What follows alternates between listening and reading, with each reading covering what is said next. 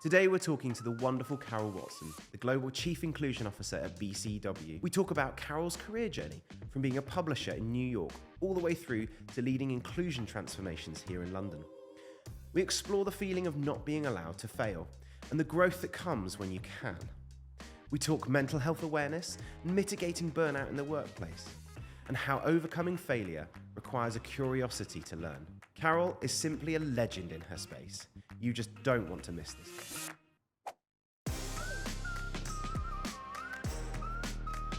Good afternoon, everybody. Welcome to today's episode of the Blend podcast, Fall Forward. Lovely to see you again, and it's a real pleasure today to have Carol Watson with us. Carol, welcome to Fall Forward. Carol, you're the Chief Inclusion Officer at BCW Global. Tell us a bit more about you. Tell us a little bit more about your role, and then we're going to delve in and see what we're going to cover today. Welcome. Well, thank you. Thank you for having me. It should be a great conversation. Yes, I lead inclusion and I'm part of a polycultural consulting unit for BCW, which will soon to be Burson, the largest public relations, marketing communications firm in the world. So I have global responsibility. I'm a New Yorker now living in London. So I do both internal work and client work to really make sure that we drive inclusion for our clients and internally, from the inside out and from the outside in. Wow. So, thanks, Carol. So much to unpack. And I have some notes from my team who've been researching you furiously over the last few weeks. It's amazing what they found. No, it's not. And a career focused on driving that diversity, inclusion, and leadership development in organizations. So I'm looking forward to kind of digging into some of that. I think, as you know, Carol, I think the theme of our podcast, the challenge for us here to kind of uncover and share with people is a little bit about that role that failure has played in your life, both professionally and personally. So I'd love to start with you, if that's okay, and perhaps just tell me a bit more about you, where you've come from, your upbringing, and perhaps some of those lessons that have given you the framework with which to kind of come into your professional life and now be through your professional life. That has stuck with you. I'd love to learn about your background and kind of what's made Carol who Carol is today. Well, it's many chapters, so we may need a few parts to this. The shorter version of my chapters is that I'm a first-generation immigrant of a Jamaican family.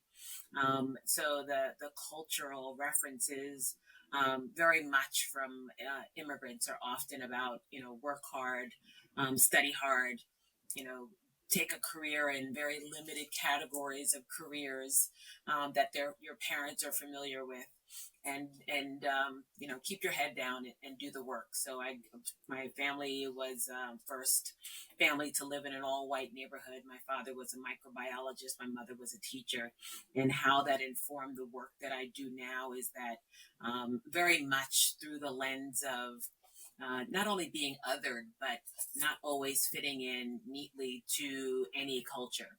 So not neatly into Jamaican culture because I'm American, not neatly into Black American culture because family is immigrants, and not neatly into white culture, even though I was surrounded with in a white community. So I'm very comfortable in different spaces where I'm the only or othered.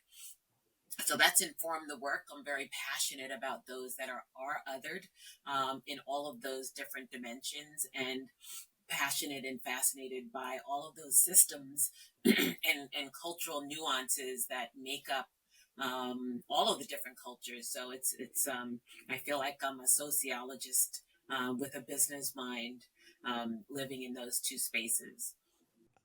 I was just going to say, I love how you talk about the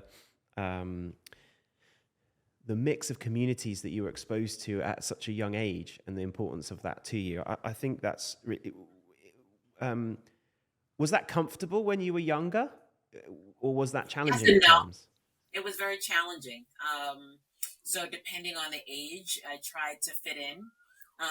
but didn't really fit in. One of my closest friends was a Jewish girl. We used to go ice skating together. She was the only Jewish family in the community as well. So I think our similar otherness drew us together. But always trying to figure out, where I best fit. I think is a lifelong thing. I don't know that I've found that. Even living in London, I feel like, oh, it's a better fit for me than New York.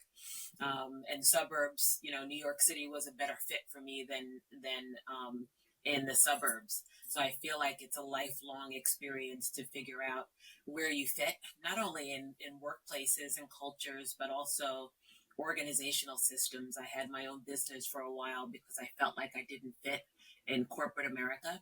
I'm back in corporate America trying to navigate an entrepreneurial background and experience and a sales experience with now being in a C-suite position and navigating all of the dynamics of corporate America. So it requires a lot of agility. I think that is why I'm so passionate about leaders having agility and thinking about who you are, what your identity is. Your identity is not your job. Your identity is not the system or the industry. I'm very passionate about making sure people separate that because that's changing all the time, especially with AI and all of the mergers and acquisitions. So you can't get too attached to who you think you are and who people tell you you are, whether it's a CEO or a business builder or an individual contributor. I know that was a lot. Yeah, no, no, no, but so much interesting there. I think the way you talk about that as like it's a constant journey, both for you as an individual, Exactly. but actually something that you're bringing into your career. I think that really resonates with me, Carol. I think that this idea of a destination. I think so often growing up, we're told that you make it as the C-suite exec, or you make it as the CEO, and you've ticked your box. Yeah. And I have to agree with you. It's the enjoying the journey and being cognizant of the journey that is really very powerful. Um, how much of that role of or that upbringing of having to be a chameleon and be in so many different communities and ideas and cultural challenge and differences and challenges that come with that, how much of that has made you who you are in terms of now when you're in a professional scenario, being conscious of that and bringing that to the floor, because that is a real skill to bring to a conversation, isn't it? Yeah, it's very much an art. And I had to understand that everybody doesn't operate comfortably in that space. We need all different types of personality types, right? We need those that love to stick with that same job and do it brilliantly forever. We need those people. We need those tactical people that can take a vision and an idea and make it real and pull it apart and make it make sense for others that are not so comfortable with change.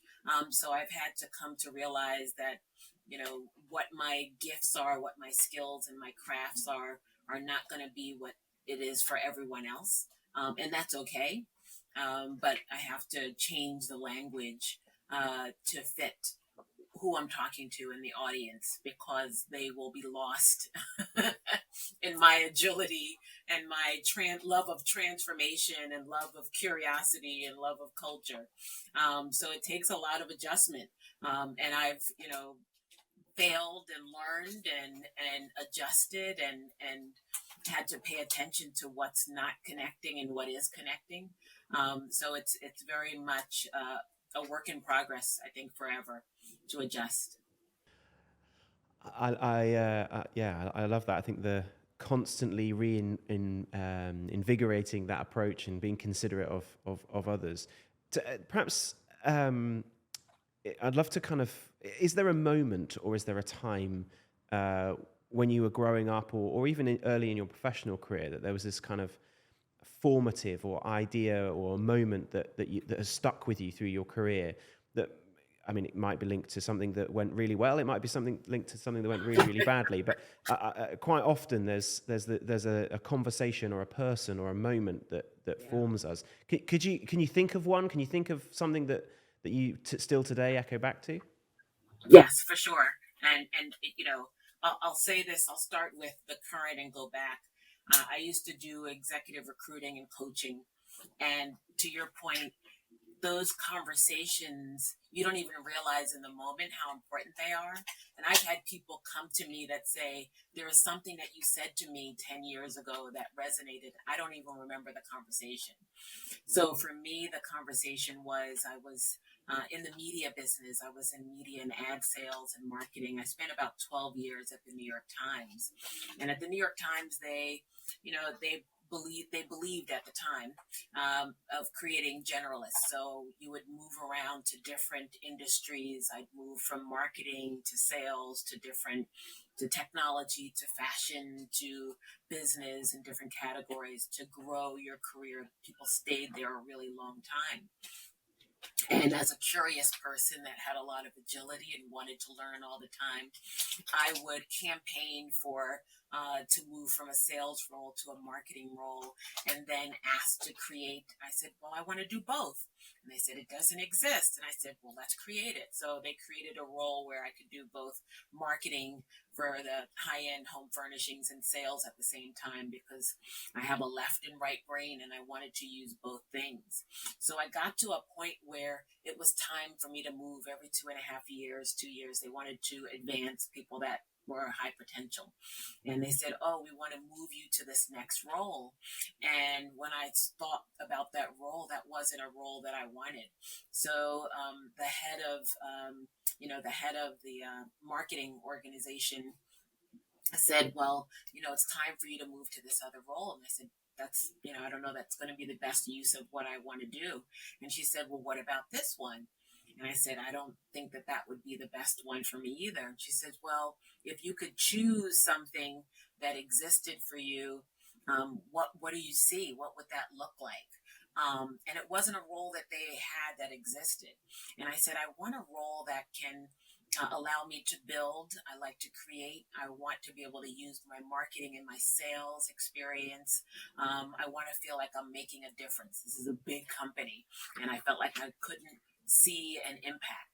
And she said, "Well, we don't have a role like that here."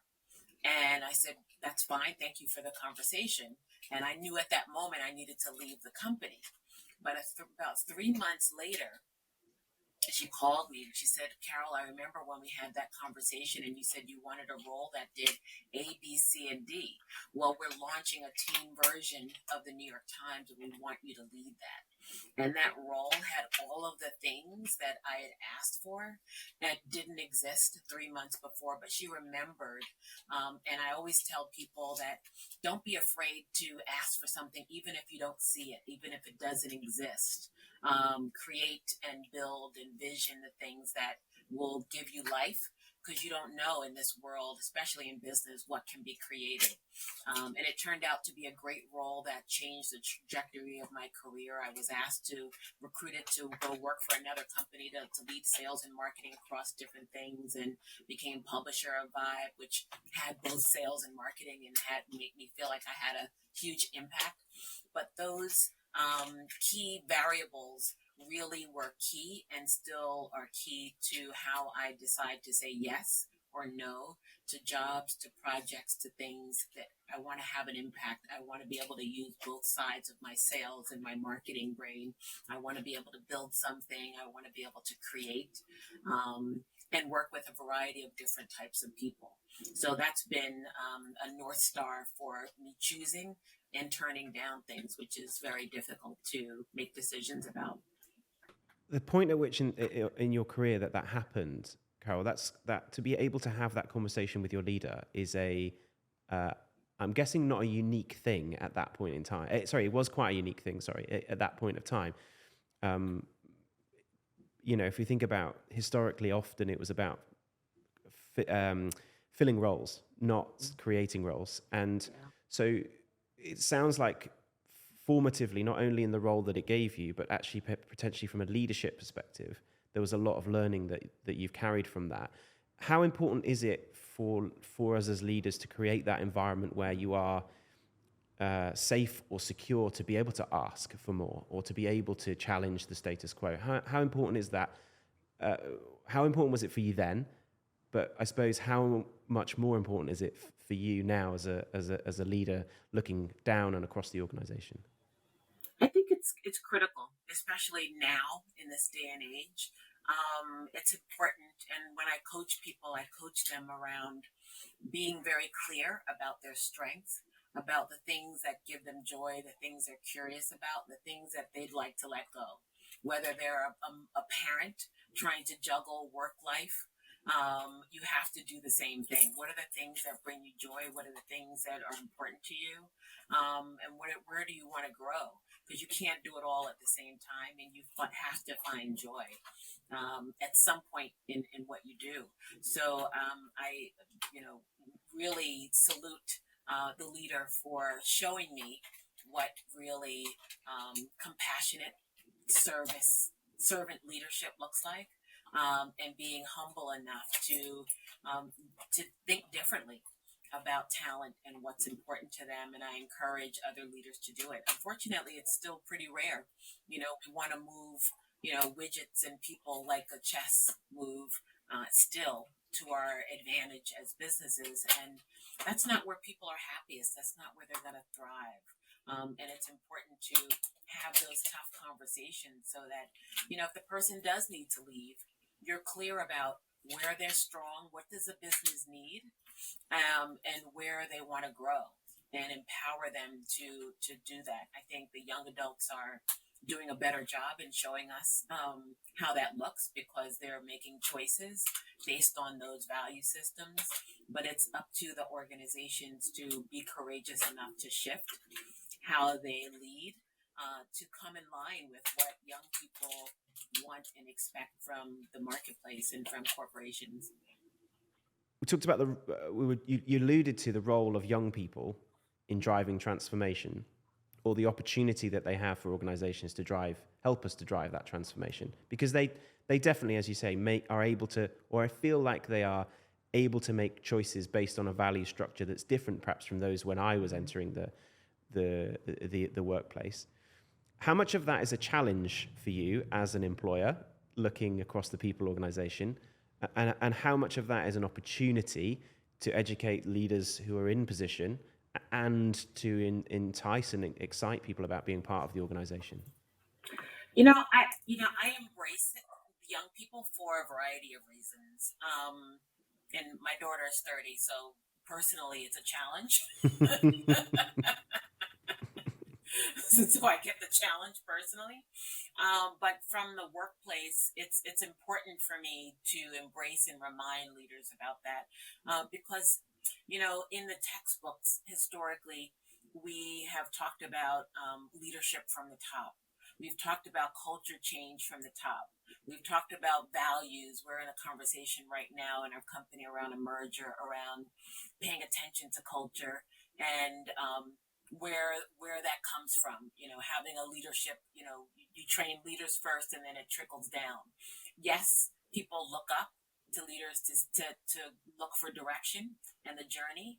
But what is so pivotal right now, especially when it comes to diversity, equity, and inclusion, is that the young people are the ones that are driving the change.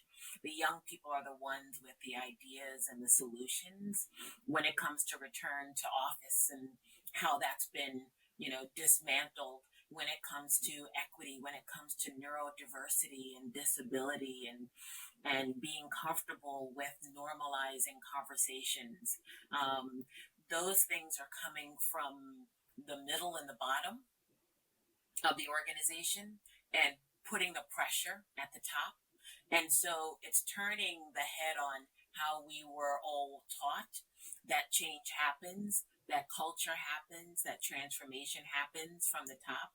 So there's a lot of wrestling right now with who is leading and who is supposed to lead, and who do we follow. And we're not quite clear there yet, but there's a wrestle from the top, because they don't really know.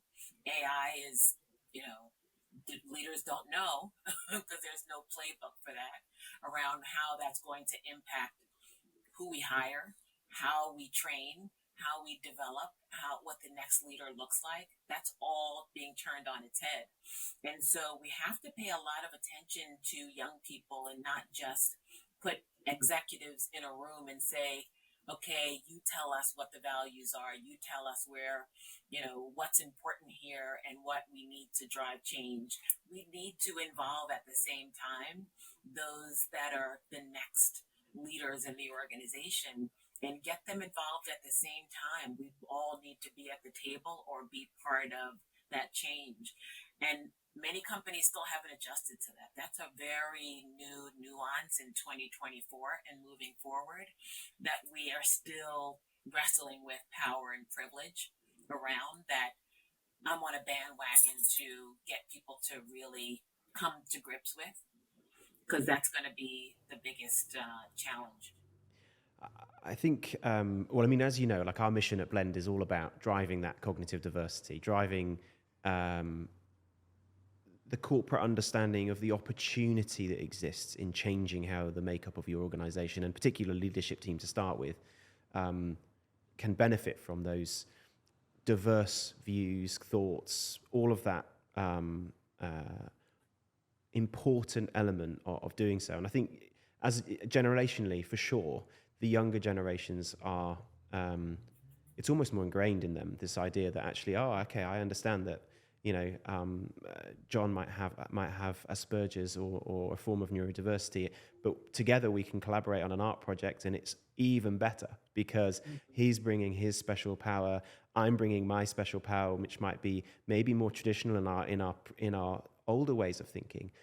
But how exciting is that when we start to then roll that through into organizations in the future of actually thinking about how we deliver projects or how we build leadership, as you say, considering those differences that actually can power us all to be better. So I love the way that you talk about that. I was reading actually this morning, and it was ironic that we were talking that in the UK, we've just gone through the 40% mark of FTSE 300 companies with women on their boards.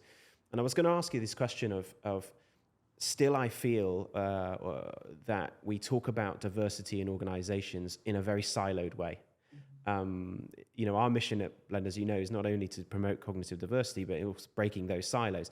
But it's interesting that in the DE&I conversation, we still split the different groups of diversity, ethnicity, neurodiversity, all of the ways in which we can identify ourselves into our own silos. And actually, of course, is that a missed opportunity there?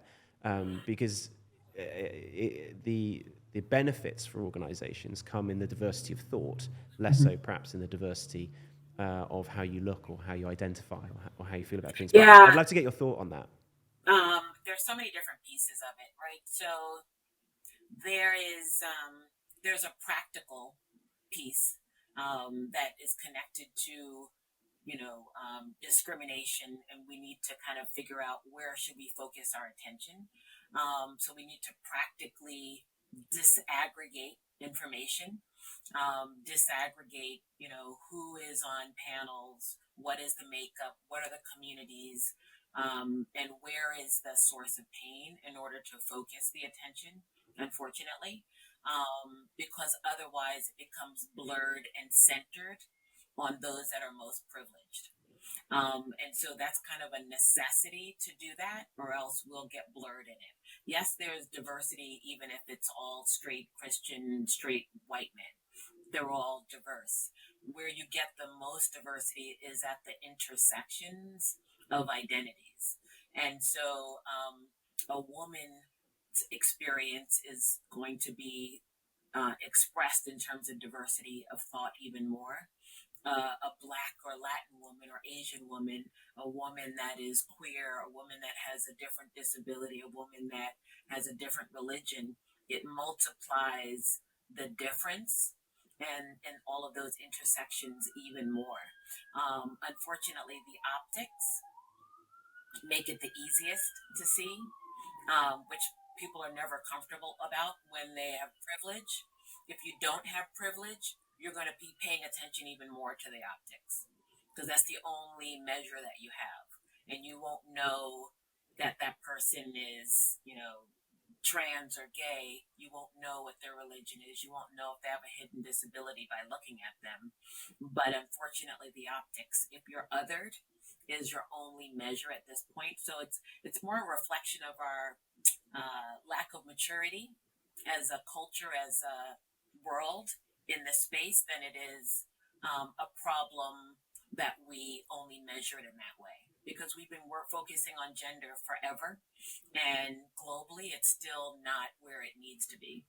And so it still needs some work.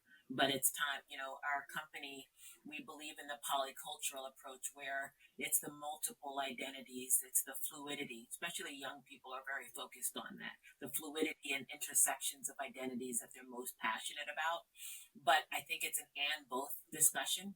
Yes, we need to think about all of those identities and bring them to the surface, because we don't talk about disability enough. We don't talk about those pieces enough. They're hardest to measure. People don't want to talk about it. They don't want to self ID. So it's easiest to separate men and women. That's the easiest one. The other ones, especially mixed race, is one of the biggest growing, demographic groups. It's going to be harder and harder to put people in boxes because of those mixes. But if we can, start to mature around all of those different identities, it will be less of a conversation, but we still have a way to go. It's so complicated, isn't it, Yes. as a topic? And if you play that through into organizations of your size, it's a big challenge because Yes. organizations are very good at measuring things and making changes to drive numbers. But as you rightly point out, when lots of the things that allow us to think differently about subjects rely on self-identification, or often aren't visibly pervasive for people to see, you can't measure it. Mm-hmm. So how do you do that? And I think it's not, obviously it's not going to be something we'll solve quickly, and I don't think it's even something to solve necessarily, but it's something to work towards. And I think it's interesting to hear how your growth from a youngster through has had that. I mean, you talk about the poly approach now. I'd argue you've always had a poly approach Yes. based on your Yes. upbringing, and I think that's Yes. lovely to hear. How do you? I mean, you had that from a young age. How do you coach, or how do you encourage maybe somebody who hasn't been exposed to as many um, uh, diverse cultures or diverse types of thinking to maybe later in their career start to do so? Because I think that's a huge barrier, isn't it, to driving change in a bigger way. Yeah. Yeah. How would you go about that? There's this big debate about words and language in the work that I do. Especially in the tech field, they like the word belonging. I'm not a fan of the word belonging. I'm a fan of the word inclusion, being intentionally inclusive.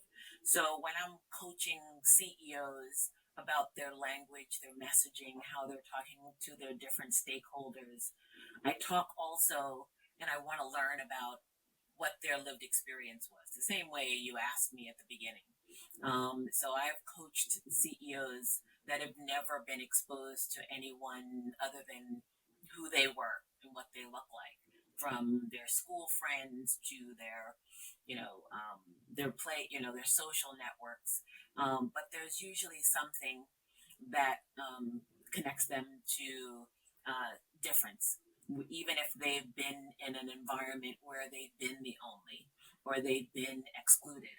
So we try and reference, it might be the kind of school they went to, or some other aspect. So get to the core of something that they can identify with and meet them where they are around identity. It might be a neighborhood, or it might be something about them that made them feel othered, that made them feel excluded, or it might be somebody they're adjacent to.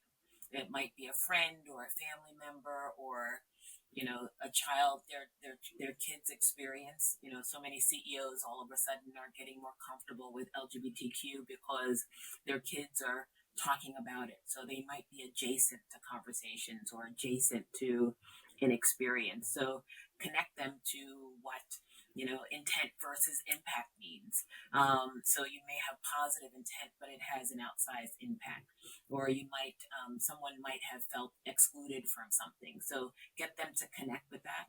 Reverse diverse mentoring is one of the interventions that's often used to get people in closer proximity to someone that is different from them, so that the more you stay connected, the more you can hear and understand their lived experience and build some empathy, which is, a big word that's often used. I think you mentioned it earlier about your experience of leadership, that empathetic leadership that you experienced, and I love how you now almost come full circle to that putting yourself in the shoes of others and understanding how that feels, or what that means to people, is the difference between good and incredible leadership. And I love how you've highlighted that. I think that's really great.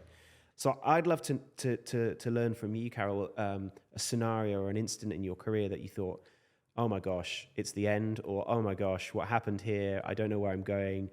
That perhaps led you somewhere, or the outcome was has created that opportunity, and the importance of failure for you in your career. I think probably it would be lovely to hear.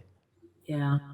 Um, it's an interesting question because it took me a long time to come to grips because of my upbringing, because of being a Black woman, feeling like you need to do extra, to do more. You're not allowed to fail. You're not allowed to feel. You're not allowed to be empathetic.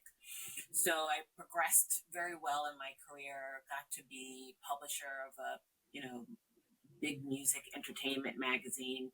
I was promoted after 2 years to publisher. Um, and it was very much a P&L role. We had to report, our earnings and our revenue and goals to the banks and the board, and we had to reach certain goals around that. And we got to a point in the magazine business where the people stopped reading magazines, and so it plateaued, and then it started to decline. But the banks and the boards, as you know, don't want to hear that. So we were in this rhythm of, the reality of the industry and the reality of the loans and the equity partners and what they wanted to get and what they expected. That was there was a gap between what they expected and the reality of the market. And it really challenged me. I tried to think of every way that we could meet there, but I couldn't reconcile the idea that there's a reality and then there is a banking need, and the pull around that, and it started to make me not who I felt good about. That's not who I am, to be driven and losing sleep. I was a single mother away from my child, and I was losing sleep 24 hours a day, being driven by a number that is made up. As you know, we make up these numbers. They're not based on reality. They're made up numbers. They're aspirational numbers. So I, came back one Monday morning from a great business trip, and they said, we're replacing you with another publisher. And that never happened in my life. I was, asked to leave. And I took off. I took off like a year. I did a sabbatical. I had to tell my mother it was a sabbatical because she's a teacher and she would not understand the idea that I have no job. She would have been worried. But it was the best year ever. I'm a big fan of taking a sabbatical because I didn't want to go to another magazine. I didn't want to do another sales job, but I had no idea what I wanted to do. And so I did consulting. I would speak wherever. I traveled wherever. I used all my frequent flyer miles to go to everything. People asked me to do different projects. I started an online business with a friend of mine, which was the best fun ever. And then a year later, I was asked to take over. I was kind of gifted an executive search firm just because I was at a lunch that someone invited me to. And it changed the trajectory of my career. I never thought about starting a business at that point. I never thought about an executive search business. But because it was my business, I was allowed to bend and fold and be agile the way I liked. So I could start a coaching practice. I could do events for clients. I could do the first study of diverse ad professionals of the industry because it was my business. So I could think up how I wanted to bend and move and hire whoever I wanted to in the structure that made the most sense to me. And I realized the things that I was good at, and I hired people to do the things that I was not good at. So it was not planned, but it set me on a course that changed where I moved and how I went from there. And that led me to go back to school to get a master's degree, which I never would have done if I was still publisher of a magazine, still trying to get to those numbers. But I had to realize it was never about the money, because sometimes we get locked up in our salary and our check, and it's hard for us to let that go. I never would have quit that job, even if I were miserable every single day, which I was. Never would have quit. I was not raised to be a quitter. And so sometimes being let go allows you the freedom to figure out who you really are, what makes you happy without the golden handcuffs of that check to, and the lifestyle that was created. So it's a tough lesson, but I'm so grateful for that shift and that pivot that I was forced to make. I absolutely love that story, Carol. I think it articulates so many of the important facets of failure, which is that it's okay to fail, and actually failure is often about perception. In that, actually, at a time in that industry, that wasn't failure, that was normalcy. that was everyone was in that boat, right? And actually, but it feels to you in that moment that you failed, and it's the perspective of that scenario is important. But then you also highlight that period of reflection and understanding what was important to you and what you wanted, and I think that's an important lesson for people to think about, is that taking that moment to stop and look, the way you talk about that is clearly important to you. In that it probably also, would it be fair to say it gave you a good understanding of what mattered to you? Yeah, not only what mattered to me, but who I was. We're created by the cultures. We're told what leadership is based on the role models and how we're rewarded and all of those other pieces. And one of the things that I had to learn is what was my role in the experience? How did I show up as a leader? And there were many things that I did that I learned later were not great leadership. Like I'm still learning to be a good leader. But I went through a coaching program and I said, oh my goodness, I could have handled that differently. I should have done this differently. And you kind of beat yourself up for sure, because there are people's lives and careers and conversations that you would have done differently, on a regular basis. But just learning what is true to your values, what you can be doing differently, and how you can grow in the art and craft of being a leader, no matter where you are, whether it's your business or you're working somewhere else or you're growing something.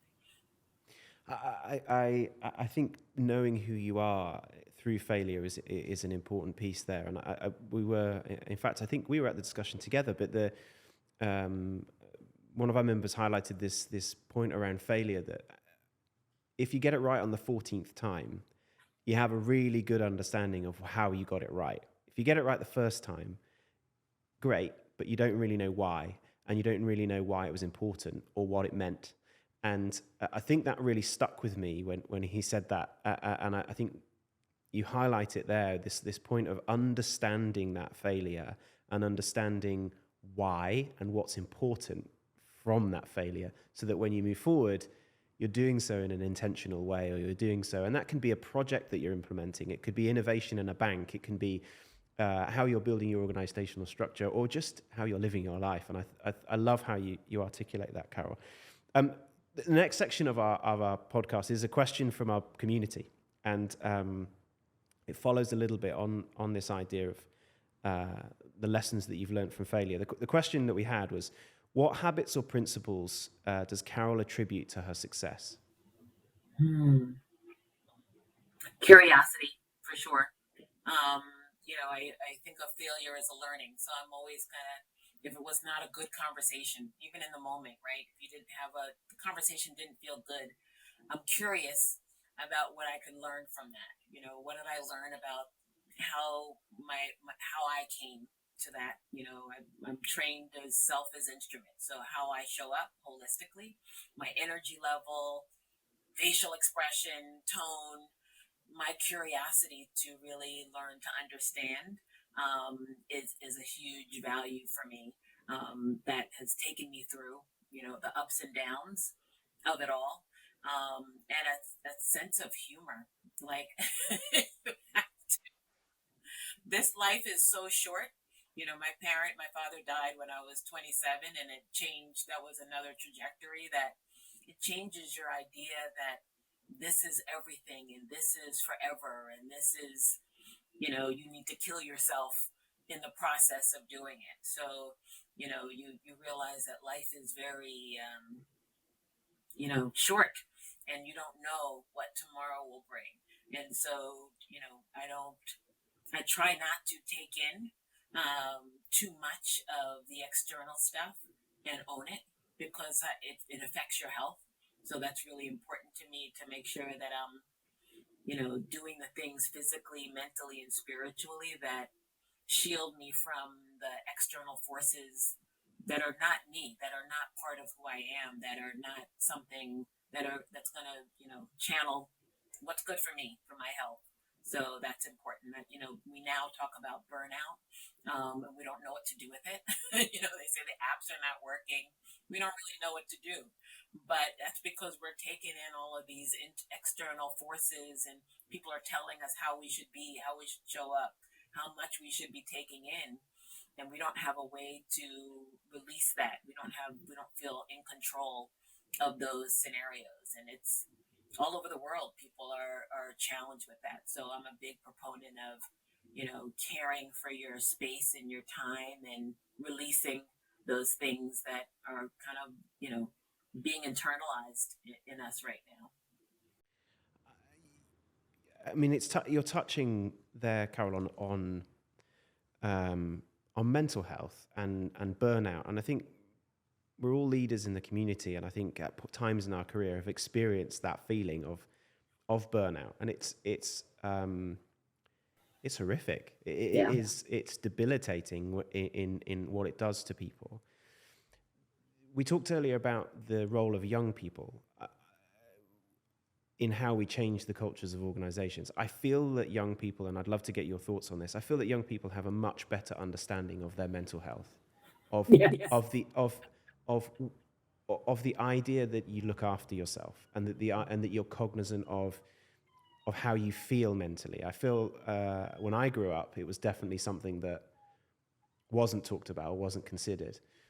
But I also feel, as a parent, the pressures on younger people are probably greater than they've ever been, in terms of looking great on social media, achieving in your careers. If I look at people's social feeds, it's all about how they're achieving and doing great things. How do you think perhaps your view going to play out for our younger people? And then secondly, how do you see that as an employer, as a challenge as an employer? Because there's a level of anxiety that I feel that's palpable often in our younger people, and we have a role and a responsibility to change that. So I'd love to get your thoughts on that. Yeah, there's so many forces for young people, right? So yes, it's the internet, but it's also the cost of things, Yeah. right? So the cost of a home, the cost of a car, the cost of everything. And I'm coming from, the U.S., where health insurance, all of those things are just so expensive.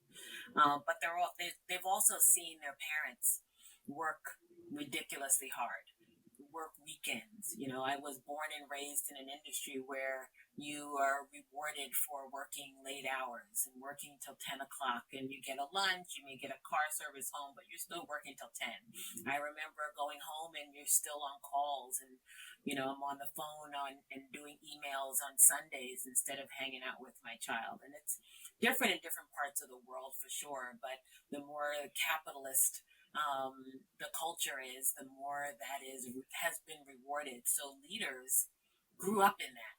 They were rewarded for that. So it's really difficult for them to comprehend when young people say, I turn my computer off at 6 o'clock and I'm going to have to get this to you tomorrow.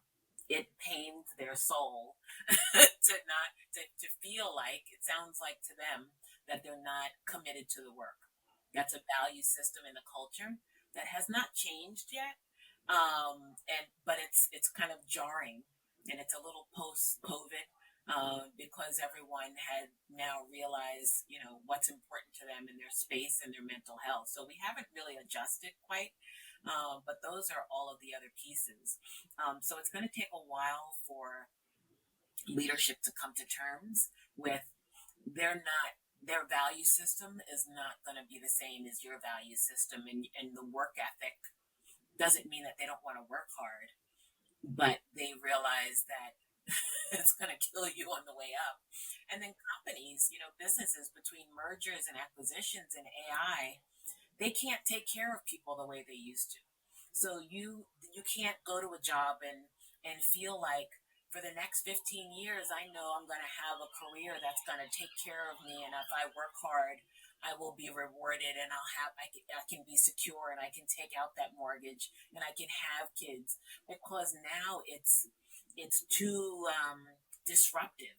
So it doesn't feel safe to invest and trust in companies in the way that it was in previous generations. You just can't afford to, which is why young people have their side hustles, why they're being entrepreneurial, while they're being digital nomads and doing that. So it's a very interesting time where both sides have not adjusted. We don't have really a new normal. We just have a lot of anxiety. Uh, about what does this mean, and how do I manage it? How do I lead it? How do I work in it, in that way? But I would tell young people, the critical thinking is important. Understanding where your strengths are, how you want to learn, how you want to be curious. I think those things will not change even with mergers, acquisitions, and AI. We'll still need that human critical thinking, and unfortunately, a lot of the school systems haven't trained people to think that way. They haven't been hired for that. They've been hired to do a job. And if they do the job well, then they advance. But that's not where the future lies. It lies in asking the critical questions, putting yourself out there, having an opinion, being knowledgeable about the world and bringing that in. So that's sometimes where I see young people being quiet and not bringing their voice into the conversation. It's certainly exciting times for that friction almost that Mhm. exists, isn't it? Between Yeah. you mentioned earlier, the return to office. We think about that culture of, yes, when I exactly the same. I was, if I wasn't still in the office at 8 o'clock on a Wednesday, then what was I doing? And that was normal, right? And but actually, for me, if I see my teams in the office, much past 5:30, I almost now feel the opposite. Like, why are they here? What have I, what have we done that means that they're still here? Um, which I think will take time. It will take time for leaders to change that. How important, though, is that feeling of friction that exists in an organization to make change? Because change isn't easy. So how important is it that friction exists to do that? I think In your change only experience? comes with pain. Yeah. We don't want to lose weight until we can't fit into that dress. Right? Or the doctor says your numbers are through the roof. So we have to feel some pain. Mergers happen because, the bottom line, there's more money to be made. There are costs. We have to make some action. Change doesn't happen unless there, and so that's why leadership change is so challenging, because often leaders are rewarded for previous behavior. So since they're continuously being rewarded for their behavior, they don't like, why should I change? Well, that's nice. We should do it, but don't ask me to do something different. I've been successful by doing it this way. by training people to do it this way. Company's been successful. I've been hitting my numbers. So that's the most difficult time to change because there's no motivation. And you need some type of motivation beyond a vision, beyond the future, because we often don't think past a quarter. We don't think past the year because we have to make our quarterly numbers. So that's the challenge, getting people to change that are thinking, quarterly or even yearly. To really, if you tell them about 2030, they're like, I don't know if I'll have this job in 2030. Why should I care? Yeah. Yeah. That feeling of putting yourself in a place of pain or putting yourself in a place of discomfort in order to grow is, I think, accepted, but very difficult to do as a leader, because when your numbers are all heading in the right direction, and if I think about the Microsoft example, Satya Nadella, like what a wonderful example. Microsoft were growing, really successful business, but actually he put them in a position of discomfort in order to transform their growth. And I think that's an incredibly brave thing for leaders to do, is to say, actually, and you see it all the time in sport. I heard you talking earlier about the importance of failure. And I always think of Michael Jordan growing up as a kid watching basketball. Here in the UK wasn't a big thing, but I remember this interview he did where he talked about the amount of times he'd missed the game-winning shot, and that nobody ever talks about that. And that's always stuck with me. But he seeked out those opportunities to fail. He put himself on the court in a place to miss, but also to win. And I think as leaders, how do we do that more? How do we put ourselves in a place where it can go wrong, but actually it can lead us to bigger wins? Because that's hard. Yeah. I mean, so at the top, what they have control over are reward mechanisms. And so, determining succession, what does success look like? It's got to be more than hitting that number. When did you do a risk that, what was the riskiest thing you did this year? Can be put into their bonus plan, can be put into their performance plan. So those are mechanisms that can change the reward system so that, yes, it's important to hit that number. But when did you turn an employee around that was challenged? When did you, risk an initiative? What did you try that was not safe?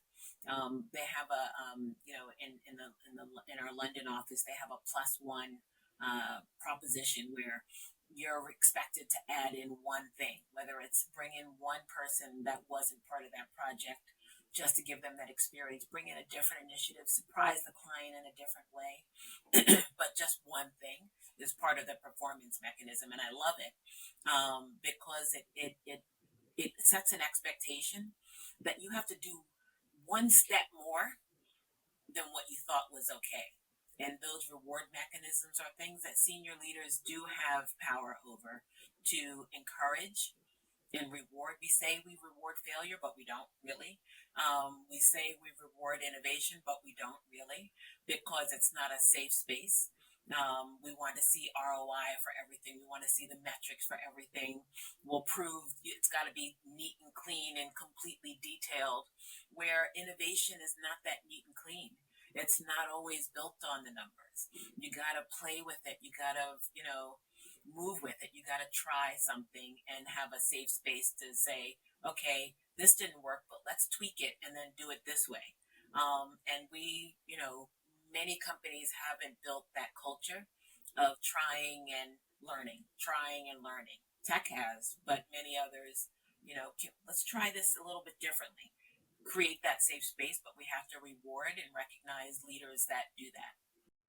I'm definitely taking the +1 initiative with me, Carol. I think what a lovely way to encourage or start that idea of stretching yourself and stretching others around you.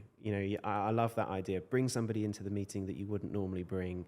Challenge your client in a way that perhaps you wouldn't. I think I love that. I'm definitely taking that with us in our organization, if that's okay. +1. I will be challenging our team to +1 us all. If you could speak to your 20-year-old self, Carol, now, what advice would you give yourself? Get out of New York as soon as you can.